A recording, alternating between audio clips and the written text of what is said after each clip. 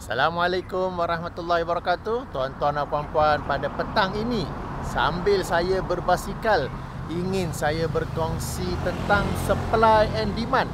Supply and demand ni kita biasa dengar dalam hal bisnes, dalam hal perniagaan.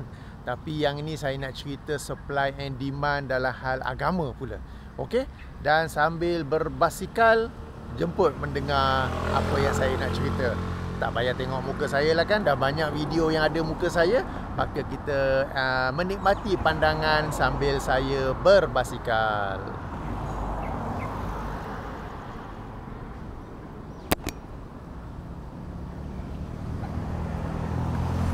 Baik tuan-tuan dan puan-puan, saya kalau berbasikal, saya suka basikal mountain bike supaya saya boleh melalui jalan-jalan yang lebih mencabar.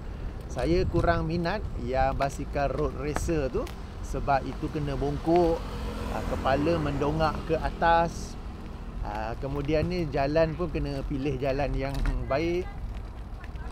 Berbeza dengan mountain bike, boleh jalan yang baik atau jalan yang tidak baik, dan ia sebenarnya lebih mencabar dan lebih membakar kalori dan menaikkan heart rate ataupun kadar degupan jantung. Kerana bila kita mengayuh di off-road, sebenarnya lebih berat.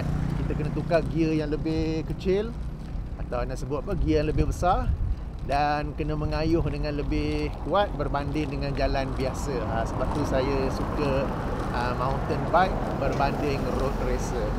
Baik, apa yang saya nak cerita tentang supply and demand. Okey, supply and demand ini ialah apabila ataupun selagi mana ada demand untuk petua-petua agama, untuk cerita-cerita agama, selagi itulah akan ada supply-nya oleh ustaz-ustaz yang kerja mereka hendak memenuhi supply. Mereka tidak berminat untuk mengajar apa yang sahih daripada hadis-hadis Nabi, apa yang berasal daripada Al-Quran, tetapi bagi mereka ialah untuk memenuhi demand. Okey, jadi selagi mana ada demand, mereka akan menjadi supplier. Sebagai contoh, okey, di bahagian description saya ada kongsi dua buah video. Video pertama, seorang ustaz, dia mengajar zikir sir katanya, ya. Yang ini membaca zikir, kemudian ada panduan-panduannya. Bukanlah syarat, tetapi panduan-panduannya. Antaranya di awal pagi, sebaiknya selepas solat subuh, sambil memandang kepada pokok-pokok, tumbuhan-tumbuhan alam sekitar. Zikir itu dalam hati, tidak disebut dengan mulut, tidak digerakkan lidah. Lidah pula ada position khas, ada kedudukan khas di mana lidah itu dalam video itu diterangkan dia diletakkan di atas, menuju ke atas. Okay? Boleh tengok video itu, ya. Dan hikmah ataupun petua di sebalik zikir ini ialah supaya pada satu hari kelak, seandainya seseorang itu diuji dengan penyakit stroke atau angin ahmar, maka dia masih boleh berzikir kerana selama ini telah pembiasa berzikir secara sir. Okey. Kemudian ustaz itu juga boleh menceritakan pula tentang latar belakang penyakit angin ahmar itu, dan boleh dengarlah. Okey. Jadi yang saya perhatikan, saya bukan perhatikan apa yang ustaz tu cerita. Okey, yang saya perhatikan, kenapa daripada kalangan hadirin tidak ada yang nak membantah. Tidak ada yang bila ustaz tu nak cerita awal-awal angkat tangan, ustaz, yang ustaz nak cerita ni daripada Al-Quran dan Sunnah ke atau tidak? Kalau tidak, tak apalah ustaz, tak payah. Kenapa semua duduk khusyuk mendengar sahaja? Maknanya bila awal-awal dia nak bagi petua tu, okey, tanya dia, ustaz, petua ni daripada Rasulullah sallallahu alaihi wasallam ke? Kalau ya, teruskan. Kalau tidak, tak apa ustaz, tak apa, kami tak berminat. Kami jemput ustaz, kami memberi bayaran untuk kuliah ustaz ini, untuk ustaz ajar kami perkara yang sahih berkenaan dengan agama. Perkara-perkara yang tentang urusan dunia dipersilakan, tetapi perkara agama ni kami mahu yang sahih. Okey, jadi ini yang saya masukkan dengan supply and demand. Bila demand tidak ada, ustaz-ustaz tu pun tak ada lah nak cerita benda begitu. Tapi bila demand tu ada, ataupun demand tu macam senyap saja, yang ini dengar saja, ustaz-ustaz tu pun dia pun menjadilah supplier, dan mereka aktif, menjadi supplier yang aktif, bukan supplier yang biasa-biasa. Okey. Jadi tuan-tuan dan puan-puan boleh tengok video yang saya masukkan. Boleh tengok macam mana ya ustaz boleh memberi petua yang katanya daripada guru sekian-sekian, yang pada saya seolah-olah agama ni milik sendiri dan masing-masing boleh bercakap apa yang dia nak cakap. Padahal dalam surah Al-Hujurat ayat pertama, Allah SWT berfirman yang bermaksud, wahai orang-orang yang beriman, janganlah kamu mendahului Allah dan Rasulnya. Jangan pandai-pandai dia buat hal akidah, hal ibadah mendahului Allah dan Rasulnya. Mendahului di sini bukanlah bermaksud jangan jalan di depan, tapi jangan mendahului Allah dan Rasulnya. Sila rujuk ya, surah Al-Hujurat ayat yang pertama. Okey. Jadi tentang ustaz-ustaz, yang ini kes seperti ini tidaklah terhad kepada ustaz yang seorang itu saja, tetapi juga melibatkan banyak ustaz ataupun sebahagian besarlah ustaz-ustaz selebriti yang lain. Telah banyak kita orang kritik, telah banyak para pendukung sunnah, para pejuang sunnah mengkritik perkara itu.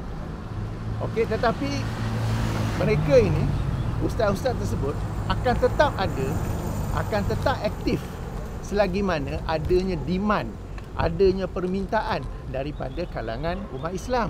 Jadi umat Islam pun mesti memainkan peranan untuk menghentikan permintaan. Bila tak ada permintaan, tak ada demand, tak ada lagi cerita-cerita seperti ini daripada ustaz-ustaz yang terbabit ya. Jadi bila kita dengar je ustaz nak cerita petua tu, jangan macam wow, petua apa ni? Ya cepat kami nak dengar ni, kami nak catat ni, kami nak rakam ni. Bukan begitu. Okey? Tetapi sebaliknya, bila dia nak cerita je terus angkat tangan. Ustaz yang kami kasihi, yang kami hormati, sebelum ustaz nak cerita tu nak tanya dulu petua tu daripada Al-Quran dan hadis yang sahih. Kalau hadis yang dhaif pun, apakah ia dhaif ringan ataupun dhaif berat. Kemudian dah cerita sumbernya, baru ustaz cerita pada kami petua itu.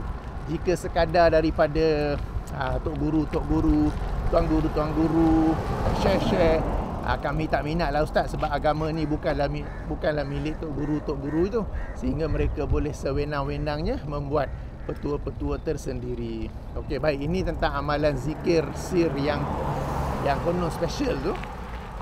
Yang kedua pula, video kedua di bahagian description ialah tentang seorang lagi ustaz selebriti yang pada zahirnya kelihatan seperti membuat amalan merenjis untuk kereta baharu. Okay, amalan merenjis. Sekali lagi, okay? Jadi kenapa ada orang nak minta dia buat amalan merenjis tu? Kan? Ini sekali lagi yang supply and demand lah. Kenapa nak minta dia membuat amalan merenjis tersebut? Kemudian ada orang ambil video lagi dan dia pun macam bergembira tengok masuk dalam video kan. So sekali lagi kembali kepada konsep supply and demand. Kalau tak ada demand, tak ada permintaan, tak adalah supply. Selagi mana ada permintaan, yang ini seperti kes yang kedua ni, permintaan untuk merenjis kereta baru. Okay?